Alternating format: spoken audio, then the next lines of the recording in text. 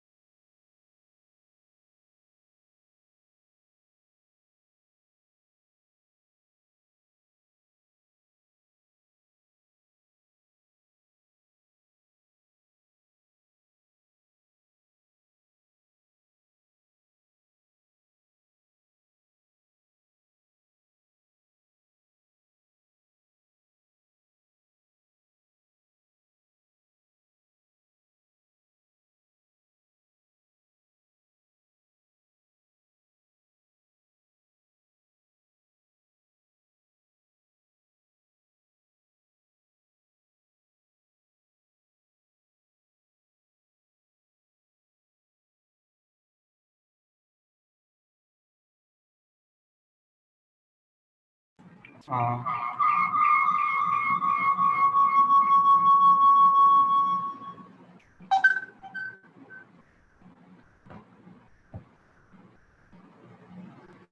Hi, Mr. Rajib. Can we start now, or can we wait for 5 more minutes to wait more participants to join? Um, I can actually wait for 5 minutes. I think that's also good. Let them like otherwise they will miss. So you can wait for the 5 minutes and then Right. get started at 7:05. Just let me know when you want me to start. Okay. Sure. Yeah.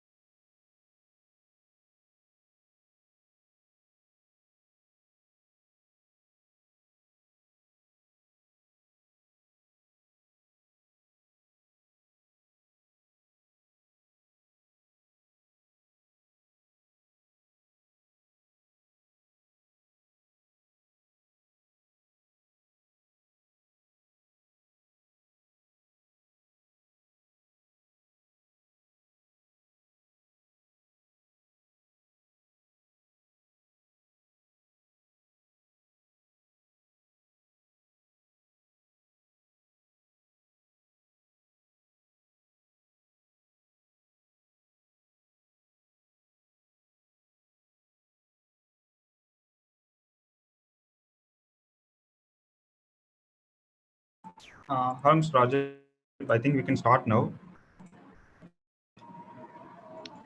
Okay, can you hear me? Uh, Hello. yeah, we can hear you, sir. Great. Yeah. So let me just get into presentation mode. Okay. Uh, Hello. Yeah, let me introduce you, sir. So, sure. hi all. Please go Today ahead. we have Mr. Rajib Batsaria with us. Rajib has over 15 years of professional experience in various roles involving business intelligence, advanced analytics, and big data. He is also an author of two books on analytics and also holds patents in the area of analytics as well. So, Mr. Rajib, we thank you for having conducting this webinar. So, over to you now. Yeah. Okay. Thank you so much. So, yeah, to get started on this topic, like this is a very vast topic for 1 hour. But to start with, I'll just try to cover the basics here in terms of what are the business use cases of advanced analytics and business cases of artificial intelligence and advanced analytics, I should say, and how artificial intelligence can actually help you to build a career, because there are lots of roles which are coming out in this area, be it a data scientist or a artificial intelligence or machine learning developer. There are other roles like you can be a AI manager as well.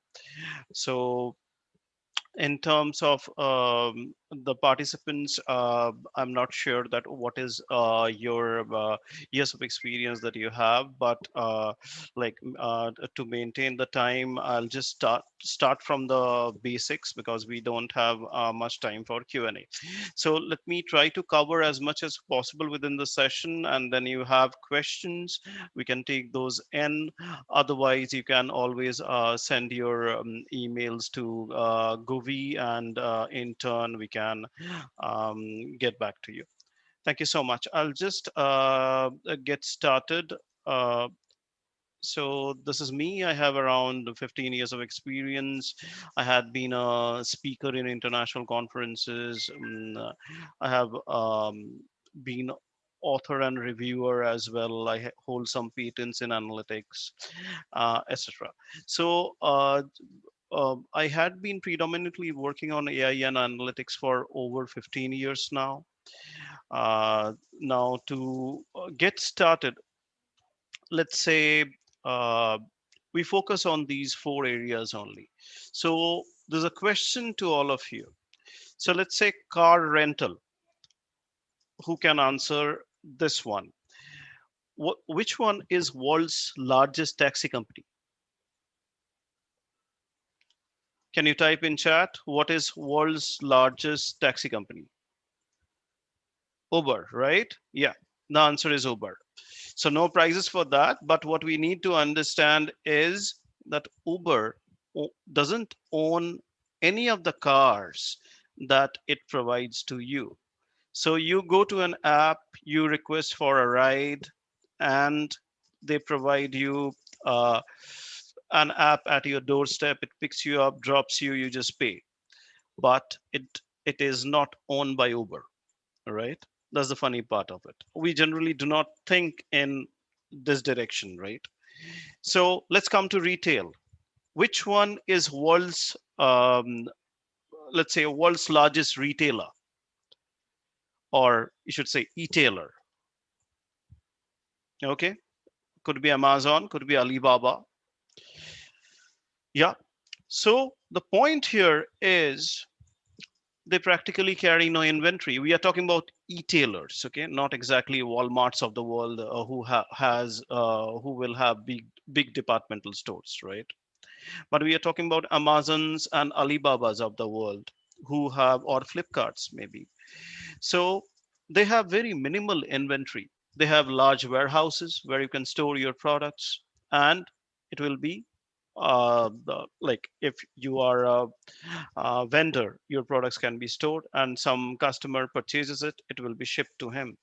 Now they have vendors data, They have customers' data, and they are connecting both of them. Not only that, they are using a lot of AI underneath. We'll come to that. Before that, let's talk about world's largest accommodation company. Which one is world's largest accommodation company as per you? Say you want to, yeah, Airbnb. Straight answer, it's Airbnb. So OYO is the Indian version of Airbnb, right? Built on the same theme. But the point here is how many real estate that Airbnb provides does Airbnb own? None. None of the real estates, say hotels, rooms, for your staycations or your vacations are provided by Airbnb. None of them are owned by them. That's the beauty of this business model. Let's come to world's largest social media company. Which one is world's largest social media company? Very easy. FB. Right. So Facebook is world's largest social media company. Now, how much content in Facebook does Facebook own? Practically zero, very minimal, right? Nothing more than that. Maybe some legal terms, some documents, nothing more than that. But all of them have robust business models using artificial intelligence and machine learning underneath. And they are making money every day. So they are taking their vendors, they're taking their mm, customers, connecting the dots, and on top of that, there is, I don't think there will be anybody who won't have an Amazon account these days. But just try to remember when you created your own Amazon account, right? So you logged in, you searched for some products, maybe you bought something or you didn't buy something. You logged out, logged back in few days later, and you will see Amazon is recommending you something. How does it know what you are planning to purchase? Because it has already segmented you in terms of a customer. You have They have profiled you. They have tried to find out what you have bought, and the same people with your search history, similar search history, might have bought that you haven't bought, or you have bought they haven't bought. That's how the recommender engine works, right? So that's how Amazon starts getting into uh, these recommendations, right? So I'll just move forward to the next slide here. Just a moment. Yeah. So how to achieve this? How to achieve these kind of business models? These business models never existed 10 years ago, right? But right now they are there, and they are actually like they have actually disrupted all the industries. You can see four names here: car rental, retail, accommodation, social media. All has been disrupted, and uh, all of these companies are actually on top, because I didn't have to you didn't get any alternate options when I talked about world's largest accommodation company or world's largest taxi company. You straight away came to Uber or Airbnb or Facebook or Amazon directly, because you know that they are on top. But the fact that I am sitting here is also correct, right? Now, going forward, how to achieve this? So there's a classic DIKW pyramid that we study in management information system or analytics for beginners. So DIKW means data, information, knowledge, and wisdom. Four stages of achieving analytics. Similarly, there is something called an analytics and AI ladder, or let's just call it AI ladder. So on today on today's day, AI means analytics and AI together, right? So at the bottom of the ladder, you will see something like data and IA. What is IA? IA is nothing but information architecture, which means how you are storing data. Is it a data warehouse? Is it a data lake? Is it a flat database from which you are sourcing? Are these flat files? Are you using big data, etc., etc., etc.? All of that is in there, the foundational layer, which is data and IA. Next layer is analytics. Whether you are using Descriptive, you are using diagnostic, you are using prescriptive or predictive. These are all layers of analytics, right? Now, then comes machine learning, which is a part of artificial intelligence, right? Machine learning is the most widely used part of artificial intelligence. So first you start applying machine learning, and then you reach the stage when you can start applying AI. Now, the first thing that you need to understand is that the first thing that you need to understand is that uh, the foundational layer, data and IA, unless that is created in there, you cannot reach machine learning or AI layers, because machine learning doesn't work on unstructured data. It only works on structured data. So you have to store that data set, put some structure into it, then only you can use, then only,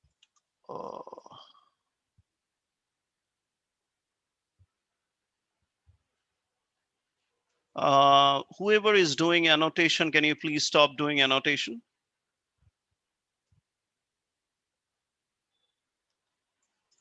Yeah, thank you so much. I hope we are not dealing with kids here, right? So let's just maintain the decorum. Yeah. So going forward is the next layer where I was talking about the analytics portion. There are 4 types of analytics. We'll come to that. Just moving to the next slide. Just give me a second. Let me clear this annotation. It has left a red mark in here. Just give me a second. Vidu, how to turn off annotation?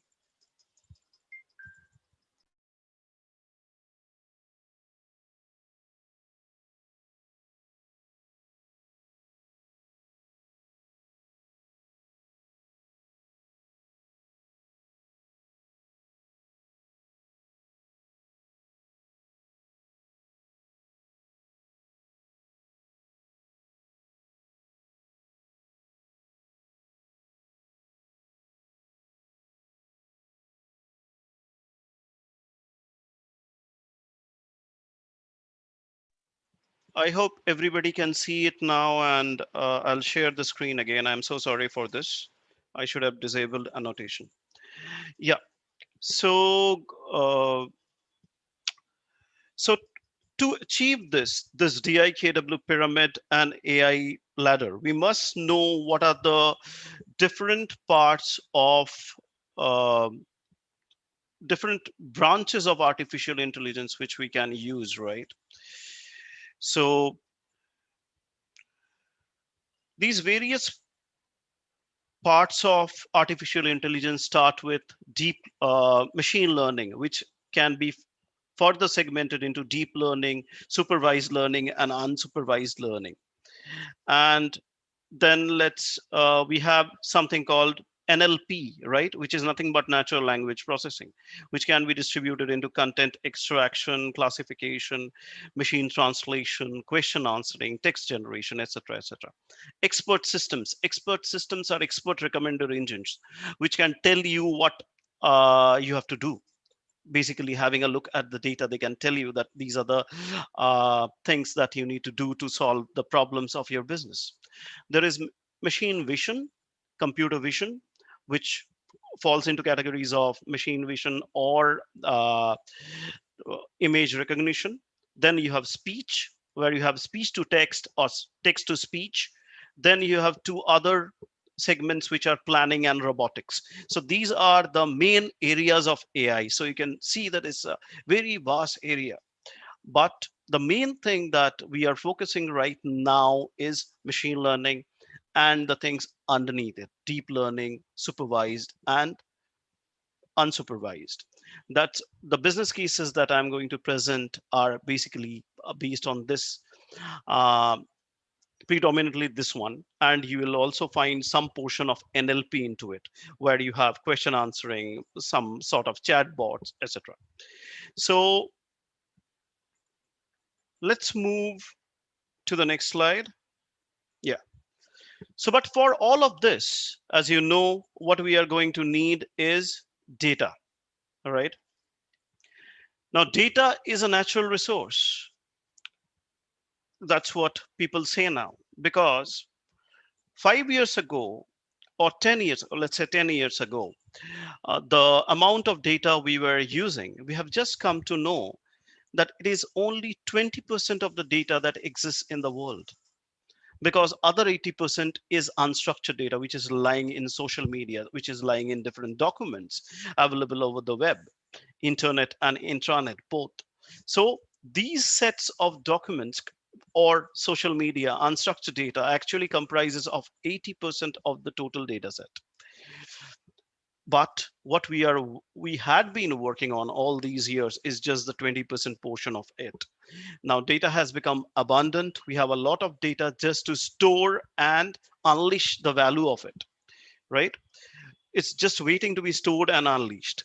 So um, to go forward, let's say oil and gas, typically a facility, it could be uh, a facility where it's upstream or downstream, but it generally employs around 80,000 sensors, which takes around 15, which actually produces 15 terabytes of data per day.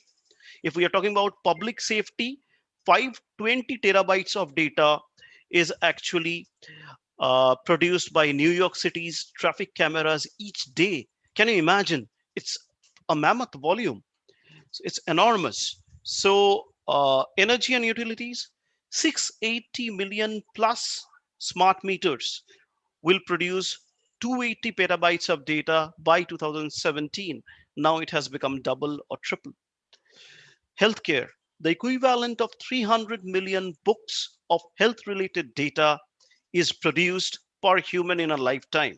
We are all producing tons of data every day. We just do not know. In terms of social media, in terms of the Fitbits that we use on daily basis, we are always generating data. In terms of pictures we take, save it on the phone, we are using either we are using cloud or we are hosting it on our devices that we use. But that's data. So now going forward,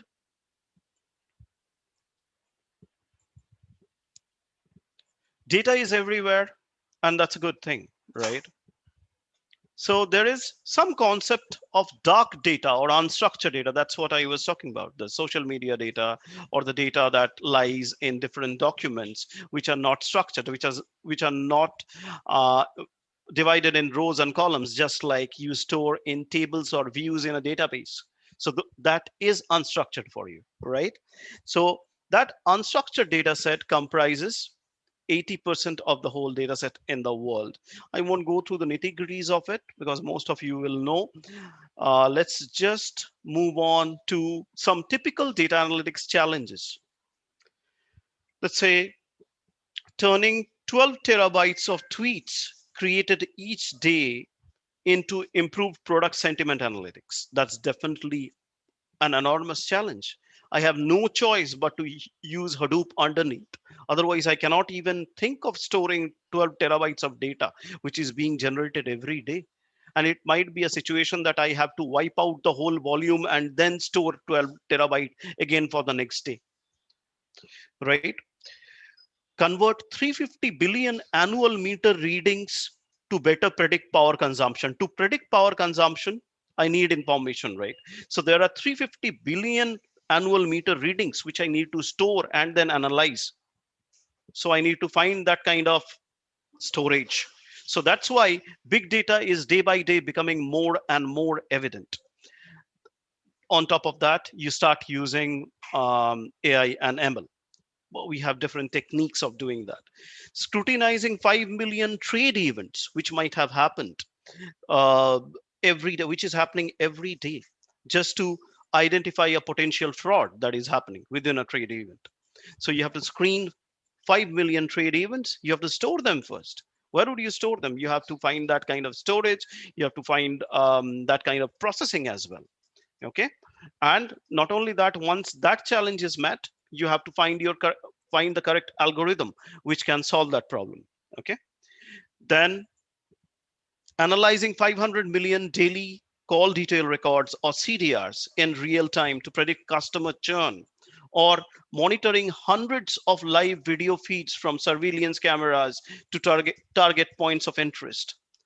Everything for everything, there is so much of data these days, is being difficult to store, is being difficult to analyze, and we have no choice but to employ the techniques where the machine will do the job for you. You cannot just store it in an Excel sheet and start analyzing. Those days are gone. Going forward, there are four types of analytics. Number one is descriptive. That one is what's happening in my business. Then comes diagnostic analytics. What is happening? Predictive analytics. What's likely to happen? Prescriptive analytics. What do I do? Okay. So these are the four types of analytics. Moving forward, we'll just briefly talk about cognition. So what is cognition? Because AI is also becoming synonymous with a term called cognitive computing, which is another branch of AI, which makes you think, which makes a computer think like a human being. Not only think like, see like a human being, feel like a human being. So that's what cognitive is. So the act of thinking is the mental process of acquiring understanding through thought and personal shared experiences. If you go by the term cognitive defined in dictionary, it is relating to or involving unconscious conscious mental activities such as thinking, understanding, learning, remembering. So all the four things: thinking, understanding, learning, remembering. This is what we do in ML. This is what we do in machine learning. Okay, moving ahead, let's talk about cognitive systems.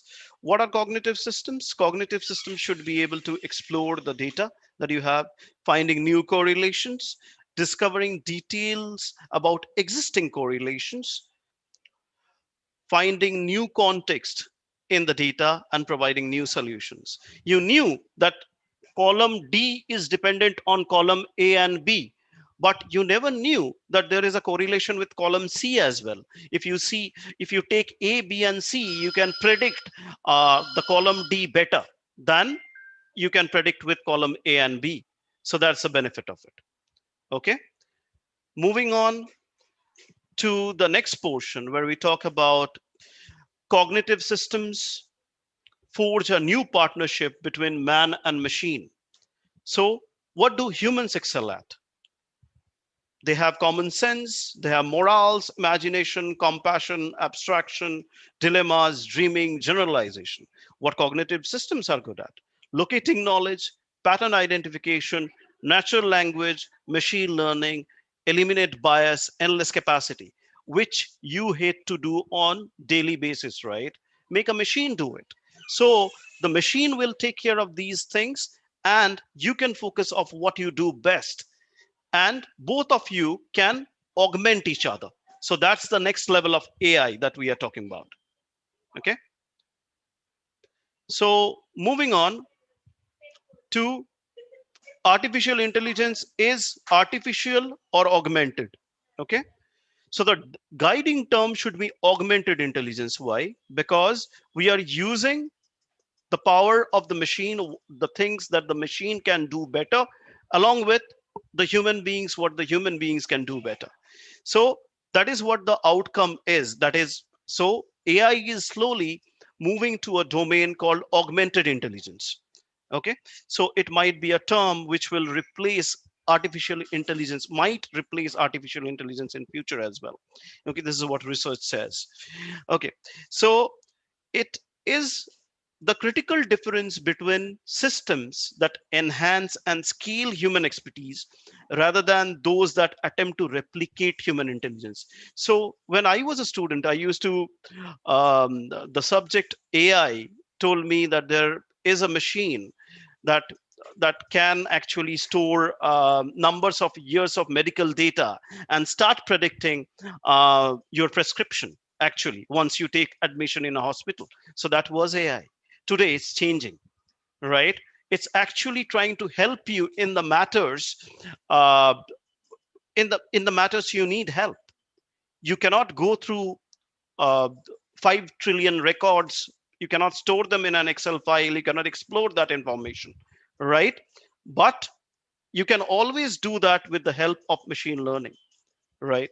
So you are increasing the scale, you're increasing the scope, you're increasing the horizon with machine learning and AI. Moving on, the focus is to build practical AI applications. So we'll talk about practical AI applications after this. Okay. So let's talk about telecommunication use cases. So let's say churn prediction. Churn prediction is nothing new. We all know about churn prediction already. What is churn? Churn is nothing but a customer leaves your subscription and joins a competitor. That's what churn is, right? So how can you predict churn? But the like how can you predict churn? We'll come to that later. But what if you can predict churn? You can take corrective actions. You can go to that customer and say, what can we do better for you? Can we give you a tailor-made plan for you? Or we can offer you um, 2 terabytes of data free of charge, or maybe 20 terabytes of data free of charge this month. So these are the offers that you can bring in. But to bring in these offers, you need that kind of insight. You need to understand that this customer is can be leaving me in the next 3 months because he's showing the patterns that other customers have shown in the past and have left me. So this is what churn prediction is. So predict potential churns, taking corrective measures, that's churn prediction for you. Improving customer satisfaction, we use something called chatbots. We use something called chatbots, or we start collecting feedbacks through automated agents, automated bots. We start understanding what are the customer's pain points and try to solve those. That is how you improve customer satisfaction, right? You need to uh, you need to start engaging with the customer as much as possible. So on a daily basis, if you log into any website, you'll today see that a chatbot popping up and telling you, can I help you? That was missing 2 years ago. We never saw these things. This has come up in 2 years. That's how customer experience is driving business these days. That's what makes it doubly important to get into the zone of AI and ML. Do you think that some person is sitting behind that chatbot and sending it to you? No, it's just a bot. It's just a program which is sending it to you. Maybe at the next level, when you have some questions and the bot is not being able to answer, it will go to a human agent. But before that, it's completely a computer program. It's ML, it's AI underneath, it's NLP. Okay, going to the combating fraud. So obviously, fraud is not 100% related to telcos, but a lot of fraudulent calls get generated through telcos. And they can start finding patterns. They can look for patterns like this has happened in the past. This shows us a fraudulent call pattern, and this is happening again. So can we take some corrective action so that they can eliminate the fraud? Okay. Maintaining standards of service. So telecom generates a huge volume of data always. Telecom industry has been the early adopters in case of big data as well, because the volume of data is enormous. The call detail records that get generated on daily basis, it's even difficult to store it. So then after that, we are asking the telecom companies to analyze it as well.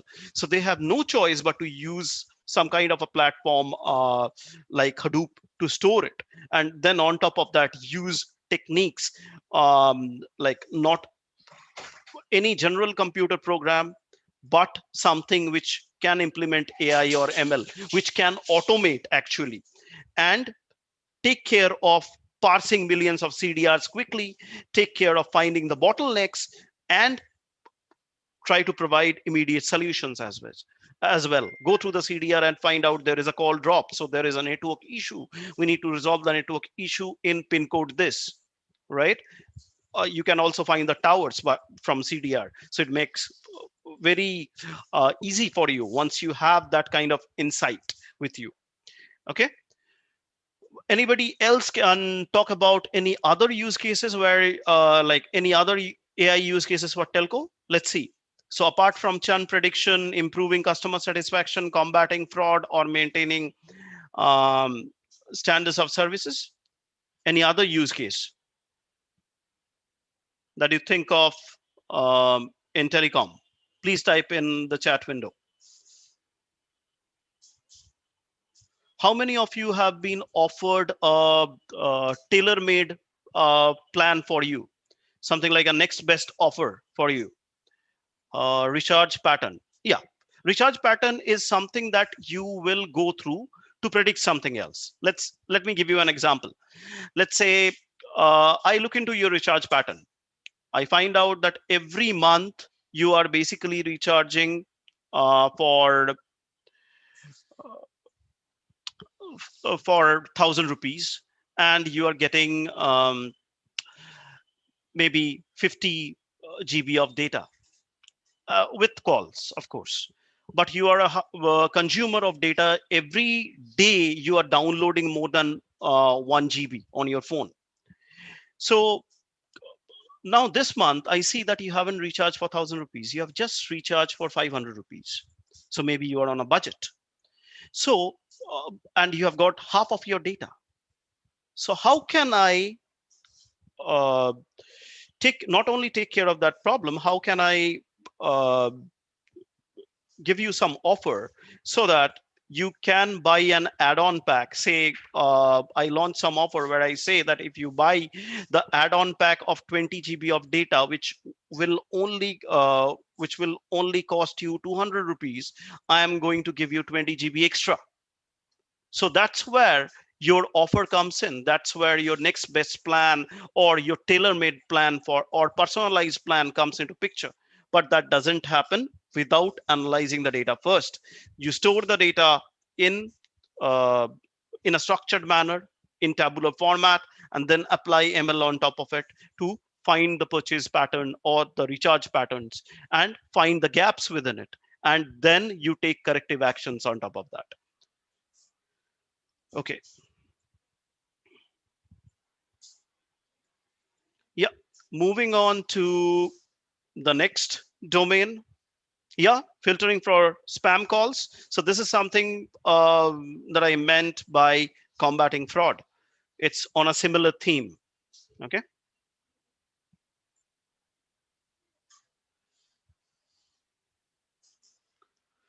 Yeah. So analytics use case, AI and analytics use cases for banking. Obviously, digital assistants are nothing but chatbots. From fixing an appointment with a banker, you can even start making payment of your credit card very easily. You can know your credit card balance and start paying it. Risk management, machine learning based automated credit scoring, which can help, which is already helping mostly every bank in terms of loan processing. Otherwise, loans will not get processed so quickly because there is a credit scoring mechanism which is working at the back end.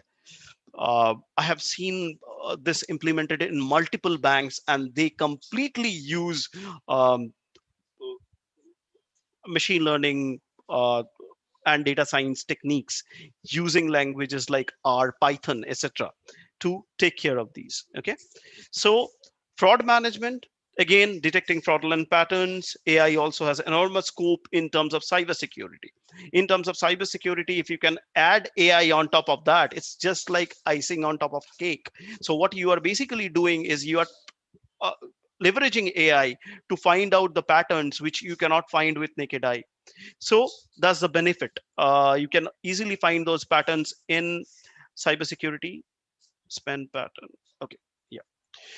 So all right. So let me show you an example quickly.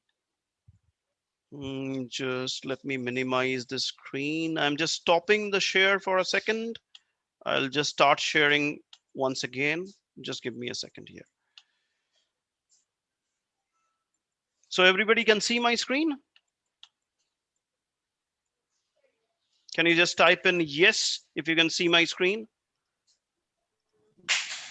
Great. So let's just launch this page again. So this is a banking chatbot for making a payment for your credit card, right? So it has, when you have logged in with probably two types of authentication, username, password, along with OTP, you know, it knows already that this person maintains 3 credit cards, and it tells you that which one you want to look into. This could be savings account as well. So I go for card 5624. It tells me it's due on Thursday, November 26, 2020. So, but would you like to pay on the due date, or would you like to pay today? I say today. And it says that $430 is your total due, and the minimum payment is $50. Say I want to pay $200. I type that in. It says, yes, I'm going to make the payment. Just confirm. I say yes. It goes in and makes the payment for you. It tells you that the statement's remaining balance is $230. This is one kind of a chatbot. Let's move on to the next one, which is booking an appointment. I say that I want to visit the bank. I want to visit tomorrow. It tells me that it's 22nd October. What time I would like to meet the banker? I say 5 p.m. Okay, which is the closest branch? I say 10050 is my zip code. It finds out a map for me. And there are 5 branches in here. I say number 1 is the branch I want to go to. It tells me what is the booking for. I say account opening.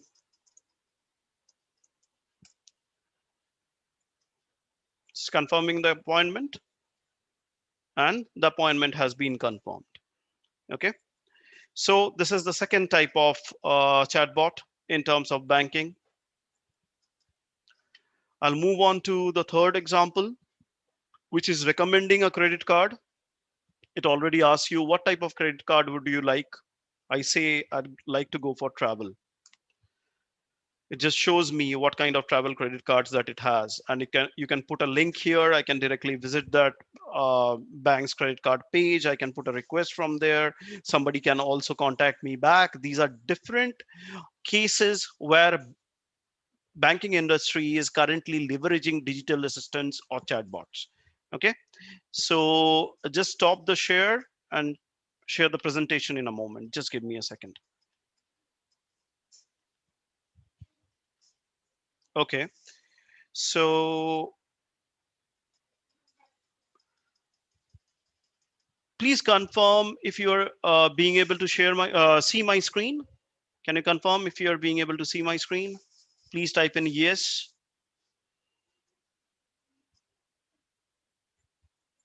Okay, great. Let me move on. Okay, so we have spoken about digital assistance. We have spoken about risk management. We have also spoken about fraud management, right? Let's move on to the next set of examples, which is AI use cases for supply chain. So what can be my use cases for supply chain? It could be operational procurement, where chatbots can actually streamline the procurement related tasks. It could be supply chain planning, or SCP, where machine learning can help in forecasting my inventory, my demand and supply, all of that. Then it could be supplier selection. It can easily tell me that this supplier has best ratings, but last 2 ratings were not good. People had been saying that in Asia Pacific, it has been supplying damaged goods. So you may want to decide from supplier 1 to move to supplier 2. So that is the kind of insights that you want to look into. Not only the company's profile with you, but the information available in the web as well. So a customer profile doesn't only get created these days based on the information that the company stores. It also leverages the information that is stored outside. By that I mean on the web, on the Twitter, on Facebook, on Instagram, where you get tons of reviews, and you can actually quickly build a customer profile. So it depends on how much rating you want to give it. Maybe on social media you give it 40%, and the information that you have, the relationship you have maintained with this vendor for years, you give that 60%. Based on that, you take a call whether to go for this or not go for this. Okay. So all right, moving on to the next slide. AI use cases for retail: personalized product recommendations, next best offer, customer segmentation, demand forecasting. All of these are different themes in retail. Okay. So in terms of personalized product recommendations, there could be AI powered recommendation engines or recommender engines that can basically make recommendations based on various data points that you have, your purchase patterns, your payment history, based on everything, whether your payment mode, whether you are using credit card, you are using debit card, you are paying through UPI. It can detect that, and based on that, it can give you personalized product recommendations. Not only that, it can help in next best offer as well, which the main goal in a next best offer is always to cross sell or upsell, right? Uh, but it needs customer information, sales data, and also the customer information. When you're building a customer profile, you're basically also looking into his details or his reviews in the web as well. Okay. So customer segmentation is another key area where we were discussing that Amazon can segment you very quickly because they're using machine learning and AI underneath to quickly put you in a category with other customers, and they can easily find out what you have bought, they haven't bought, and they have bought, you haven't bought. Based on that, they can recommend you quickly. Okay. So moving on to the AI use cases for insurance, which is the last theme, um, last domain that I have picked. So customer profiling, which is nothing but unsupervised machine learning to segment customers with enriched profile data, which is coming from the web. Also, you are using leveraging what you have in your data warehouse or in your data lake. Second thing is, of course, churn prediction. Who is not going to pay the next premium? Something of that sort. Okay. So, and take a corrective action based on that. Maybe a couple of more follow-ups. Lead generation or marketing automation. So, marketing automation tools can also be created with AI, which can actually find, sort, and send the right information to the prospect at the right time to nurture leads effectively. Okay. So that is insurance. So these are the five themes, 4 5 themes that I wanted to cover to give you enough insights in terms of what AI is doing. As you can see, that there is a never ending list in every domain. There are use cases which were always thought impossible. I cannot implement this by traditional methods. Those are getting implemented today uh, with AI. Uh, Five-star hotels where a person needs to visit every table to make sure that the fork and spoon is there in the right order, salt and pepper is there, and puts a tick on his the sheet that he carries. Instead of that, we can quickly use machine vision. We can actually start using machine learning and deep learning. We can teach the camera that this is a good table and this is a bad table where things are not organized, and there's a good table where things are organized, and it can quickly point out that table number 203 has a problem. The guy goes straight to 203, fixes the problem, problem solved. So it can be taken care of, where we were basically uh, a person will go through the entire hall and check every table. uh, wastage of your time and resources. You can leverage it for some other purpose, of course. So these are different examples, and there is a never ending set of examples. So in every domain you will find more cases than I have shown you here, of course you will find. Okay, so that's what I wanted to cover in this session. Now, firstly, tell me whether you have liked the session or not. uh, uh, please put your feedbacks in the window, and if you have any questions, we can quickly start. um, uh, we can see if we can cover it in this session, or you can drop in an email, and I can try my best to answer that as well. So yes, so the most of the things are covered from my end. um, I'll just leave it open for questions and your feedbacks.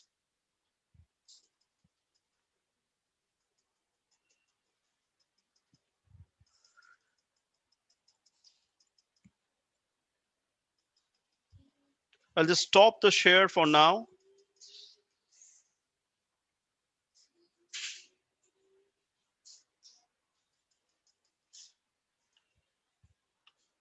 Just give me a second.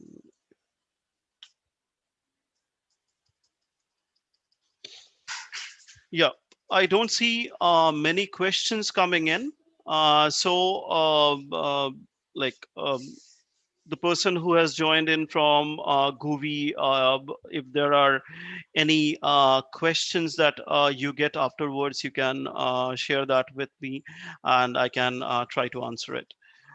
Uh, Sure, Mr. Rajib. okay. So I'll just wait for a couple of minutes Thank if you all there for are. attending this webinar. We hope that the webinar is really Sure. helpful.